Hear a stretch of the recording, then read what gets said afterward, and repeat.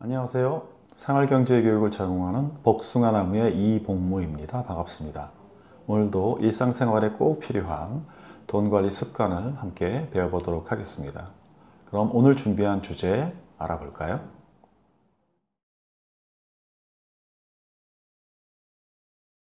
자, 우리가 일상생활에서 저축이라는 단어는 한 가지 이상의 의미로 사용을 하고 있습니다.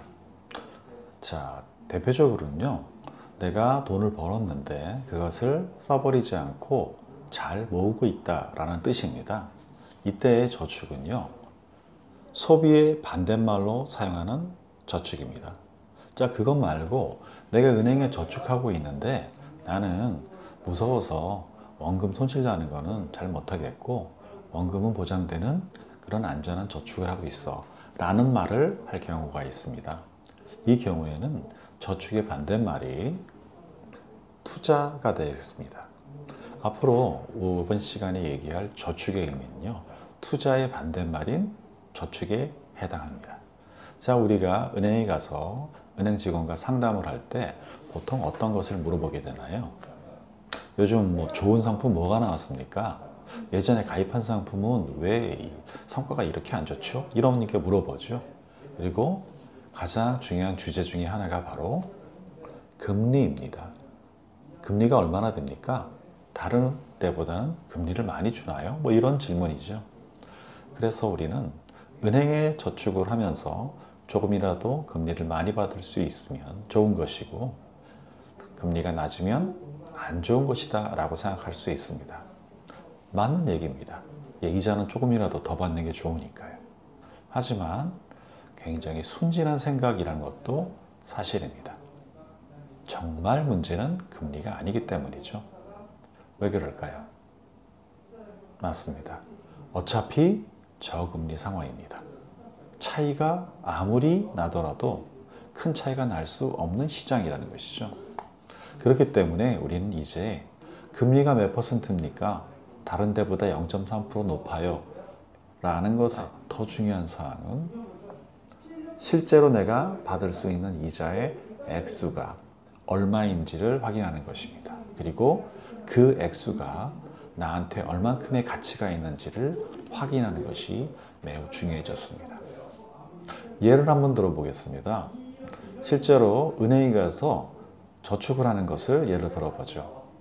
A은행에 가서 저축을 한다고 하니까 A은행에서는 1년에 2% 이자를 주겠다고 합니다. 그 옆에 있는 B은행은요, 똑같이 저축을 해도 3% 이자를 주겠다고 합니다. 자, 그래서 실제로 내가 저축을 하고 받을 수 있는 이자를 한번 살펴보도록 하겠습니다. 한 달에 10만 원씩 저축하는 것을 예로 들어 보겠습니다. 매달 저축하는 거죠. 이렇게 매달 저축하는 방식, 은행에서는 이것을 정기적금이라고 합니다. 정기적금. 정기라는 것의 뜻은 기간이 정해져 있다라는 뜻입니다. 다른 말로 하면 만기가 있다는 뜻이죠. 적금이라는 뜻은 쌓을 적자를 써서 돈을 쌓아 나간다. 우리가 흔히 매달 구입한다 라고 했을 때 적금이란 말을 쓰겠습니다.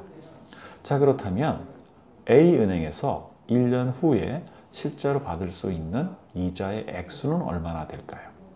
실제로 계산하는 모습은 나중에 또 보여드리도록 하고요. A은행에서 받을 수 있는 이자는요, 1,998원입니다. 생각보다 너무 적죠?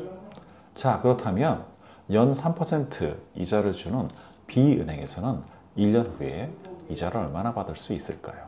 당연히 많겠죠? 1년 후에 받을 수 있는 의자는 16,497원입니다. 아까 제가 말씀드린 게 뭐였죠? 금리가 중요하지 않고 금액이 중요하다. 또 하나, 그 금액의 차이가 나한테 얼마나 가치가 있는지를 확인해야 된다라고 말씀드렸습니다. 자, 그렇다면 A은행과 B은행에 저축했을 때 이자의 차이는 얼마나 될까요? 그냥 빼면 되겠죠? 바로 5,499원입니다. 다시 말씀드리지만 5,499원은 한 달에 10만 원씩 12번 1년 저축을 하고 1년 후에 받을 수 있는 이자입니다. 자, 그렇다면 1년에 받을 수 있는 이자를 12달은 나누면 한 달에 얼마나 차이가 나는지를 알 수 있겠죠. 그래서 한 달에 A은행과 B은행에서 받을 수 있는 이자의 차이는요, 458원입니다. 자, 그렇다면 이제 금리의 차이에 의해서 받을 수 있는 금액의 차이를 확인해 봤으니까 이 금액이 나한테 어떠한 가치가 있는지를 확인해 봐야겠죠. 아까처럼 우리 동네의 A은행과 B은행이 가깝게 붙어 있다면 B은행에 저축하는 게 무조건 유리합니다. 그렇겠죠? 하지만 A은행은 우리 동네에 있는데 B은행은 옆 동네에 있다면 어떻게 해야 될까요? 아까 한 달의 차이가 458원이었기 때문에 나는 옆 동네에 저축을 하러 가면서 마을버스를 타서는 안 됩니다. 자, 이런 말씀을 제가 드리는 이유는 뭘까요? 오늘의 주제가 뭐였죠? 금리 말고 금액을 물어보자. 이제는 금리를 물어보는 것보다 실제로 내가 받을 수 있는 이자의 실제 액수를 더 중요하게 생각해야 되는 시대가 되었습니다. 일상생활에 꼭 필요한 생활경제 상식 함께 배우고 함께 나누면 더 좋겠죠? 다음 시간에도 돈 관리에 관한 좋은 습관 함께 해주세요. 지금까지 생활경제 교육을 제공하는 복숭아나무의 이봉무였습니다. 안녕히 계세요.